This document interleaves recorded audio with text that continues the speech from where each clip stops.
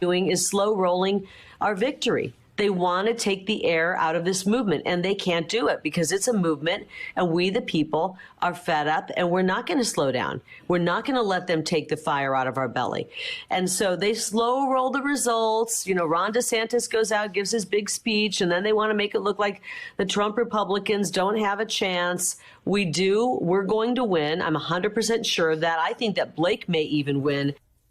Like, am I the only one who sees this? Like, she is so Trumpy that Trump is mad at DeSantis, calls him sanctimonious. So now she's just like, I don't even know what that it's an really incoherent meant. argument. She just put his name in but there. just had to go after him a little bit. Yeah. High school. Arizona's Republican gubernatorial candidate, Kari Lake, in an interview yesterday, seeming to connect Ron DeSantis with unfounded claims of election fraud.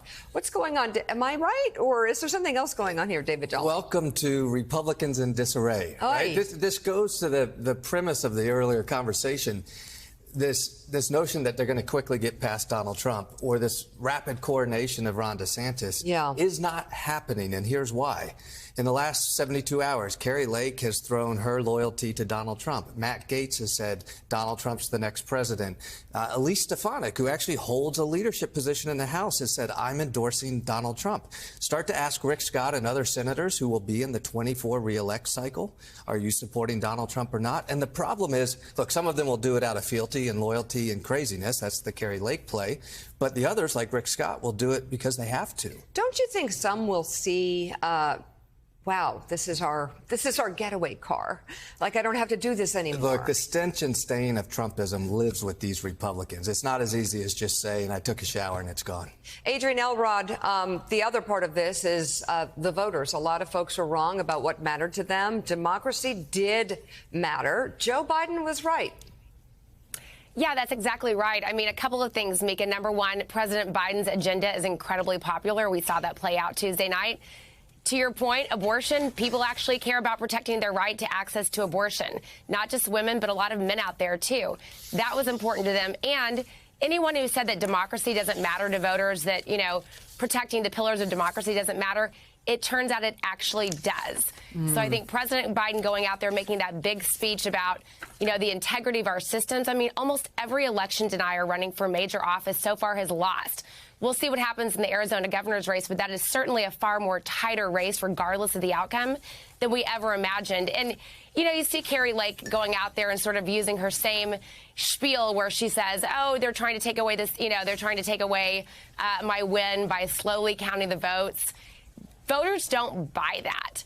And we also saw independent voters, Mika, break heavily for Democrats this cycle. Of course, if Republicans want to win the presidency in 2024, whether it's Donald Trump, Ron DeSantis, whomever it is, they have to get back those independent voters. And independent voters are not buying any sort of election denialism.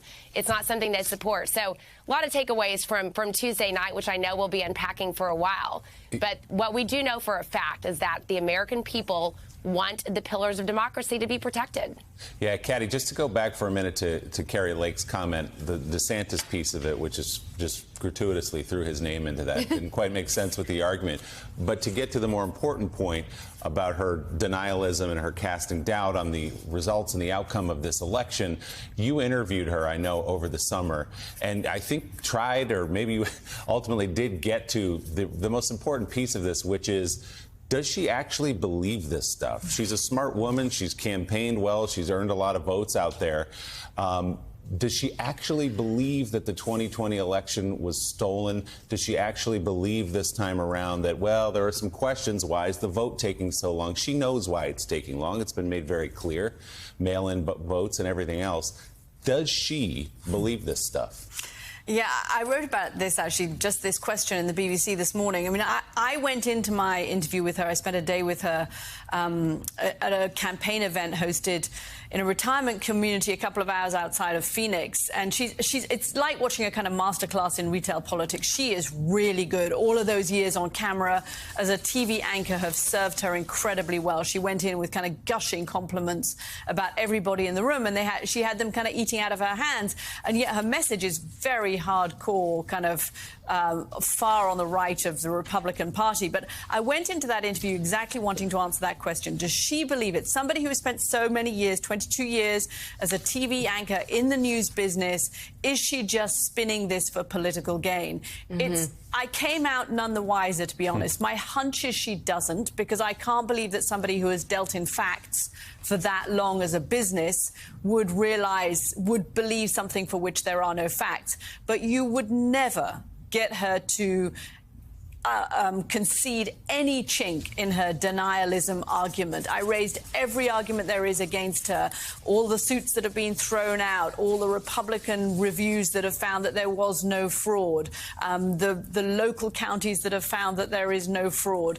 Nothing. She just says there is evidence, there is evidence. Said evidence has yet to be produced. She insists that it's there somewhere. We don't know where it is. She says it's there somewhere, but I don't know whether she believes it or not, and I'm not sure that's the point, because now millions of her supporters do, and we're seeing that play out in this campaign.